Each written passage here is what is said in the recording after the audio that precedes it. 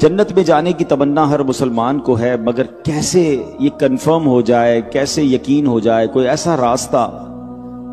سبحان اللہ، سرکار دو عالم علیہ الصلوۃ والسلام کی ایک حدیث ہے، میرے آقا فرماتے ہیں جو دن میں مجھ پر 1000 مرتبہ درود پاک پڑھے وہ اس وقت تک نہیں مرے گا جب تک جنت میں اپنا مقام نہ دیکھ لے گا۔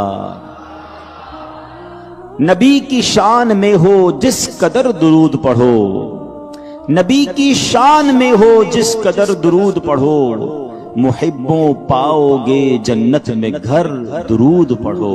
صلو علی الحبیب صلی اللہ تعالی علی محمد صلی اللہ علیہ وسلم۔ ایک بڑا ہی ایمان افروز واقعہ مؤذن رسول حضرت بلال حبشی رضی اللہ تعالیٰ عنہ کا کتابوں میں ملتا ہے کہ حضرت عبداللہ حوزنی رحمت اللہ تعالی علیہ فرماتے ہیں کہ مجھے مؤذن رسول حضرت بلال رضی اللہ تعالی عنہ سے ملاقات کا شرف حاصل ہوا، تو میں نے ان سے رسول اللہ صلی اللہ علیہ وسلم کے خرچ کے بارے میں سوال کیا۔ انہوں نے بتایا کہ نبی پاک علیہ الصلوۃ والسلام کے پاس جو کچھ مال ہوتا تھا اس کو خرچ کرنے کی ذمہ داری میرے پاس تھی، یعنی حضرت بلال حبشی نبی پاک کے خزانچی سمجھ لیں، نبی پاک کے مال کا حساب کتاب رکھنے والے، یہ ان کی ذمہ داری تھی۔ تو آپ کہتے جب کوئی بے لباس مسلمان نبی پاک کے پاس آتا، آپ مجھے حکم فرماتے، میں کسی سے قرضہ لیتا، چادر خریدتا، اس کو اڑھاتا اور کھانا بھی کھلاتا۔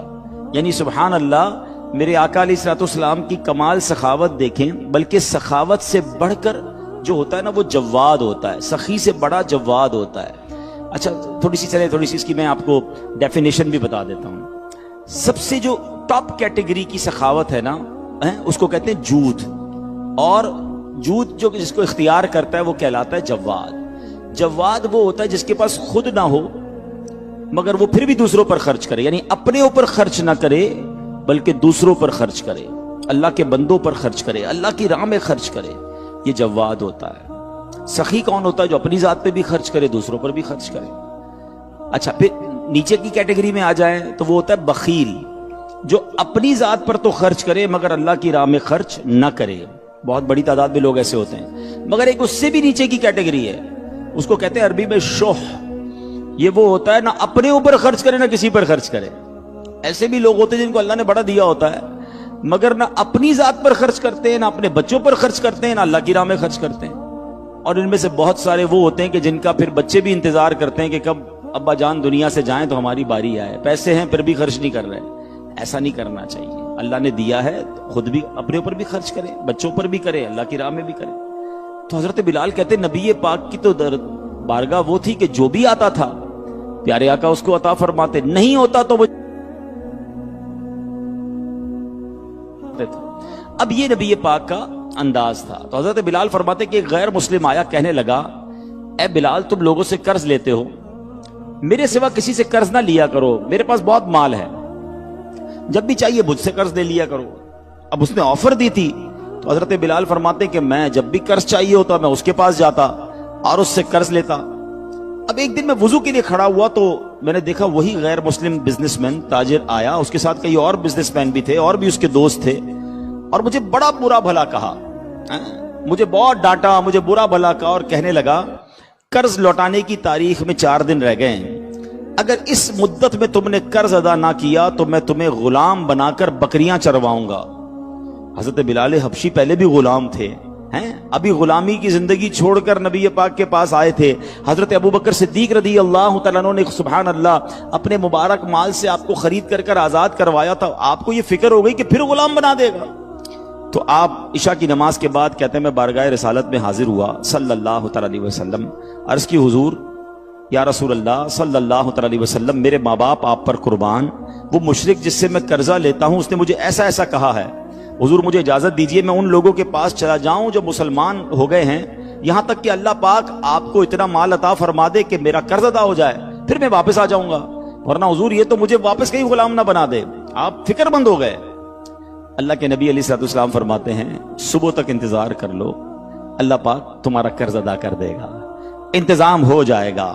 کہتے ہیں میں صبح ہوئی تو ایک شخص میرے پاس دوڑتا ہوا آیا اور کہنے لگا کہ اے بلال تمہیں ربی پاک علیہ الصلوۃ والسلام نے بلایا ہے۔ میں وہاں پہنچا تو کیا دیکھتا ہوں کہ نبی پاک کے کاشانہ اقدس کے باہر نبی پاک کے مبارک گھر کے قریب 4 اونٹ ہیں اور سامان سے لدے ہوئے ہیں۔ میں نے اندر آیا تو کمرے میں داخل ہوا اجازت لے کر، پیارے آقا نے فرمایا مبارک ہو، تمہارا قرض ادا کرنے کا سامان ہو گیا ہے، انتظام ہو گیا ہے۔ تو اب کہا کہ تم نے 4 اونٹ دیکھے؟ کہ جی حضور میں باہر دیکھے 4 اونٹ کھڑے ہیں گلے کے ساتھ، سامان کے ساتھ لدے ہوئے ہیں۔ آقا نے فرمایا کہ یہ اونٹ لو، اس کا سامان لو اور جا کے اپنا قرضہ ادا کر دو۔